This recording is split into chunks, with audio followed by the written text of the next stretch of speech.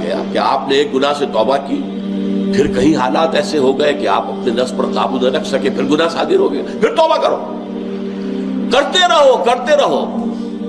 ایک حدیث میں آتا ہے کہ ایک انسان خطا کرتا ہے، غلطی کرتا ہے، توبہ کرتا ہے، پھر توڑ بیٹھتا ہے، پھر غلطی کرتا ہے، خطا کرتا ہے، پھر توبہ کرتا ہے، جب تک وہ توبہ کرتا رہے گا اللہ کی رحمت کا دامن اس کے ہاتھ میں رہے گا۔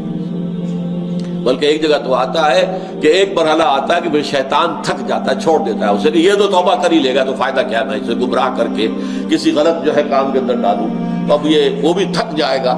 لیکن یہ ہے کہ اللہ تعالیٰ نے توبہ کا دروازہ بند نہیں کیا، اور اس سے سارا گناہ سائل۔ التائب من الذنب کمن لا ذنب لہ، کس قدر جامع الفاظ ہے۔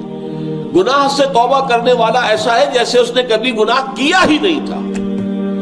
یہ نہیں ہے یلقا اسامہ جو ہے اب اس کی پاداش تو لگی رہے گی، وہ گناہ کے اثرات تو چلیں گے، نسل بعد نسل چلیں گے، نہیں، اللہ تعالیٰ صاف کر دے گا، واضح کر دے گا۔ بلکہ آگے آ رہا ہے اللہ تعالیٰ اس کی برائیوں کو بھلائیوں سے بدل دے گا۔ نامہ اعمال میں جو اندراجات تھے کہ اس نے یہ گناہ کیا، یہ گناہ کیا، یہ گناہ، توبہ کی ہے، وہ سب صاف ہو جائیں گے، اس کی جگہ پر نیکیوں کا اندراج ہو جائے گا۔ اصل میں ہمارے ہاں بھی اس معاملے کے اندر جو ہے بڑی کوتاہی ہے بعض لوگوں کے ہاں۔ یہ بات پورے طور سے واضح نہیں ہے کہ کتنی عظیم یہ نعمت ہے جو اسلام نے توبہ کی عطا کی۔ اس کے بارے میں آپ کو ایسی ایسی حدیثیں ملیں گی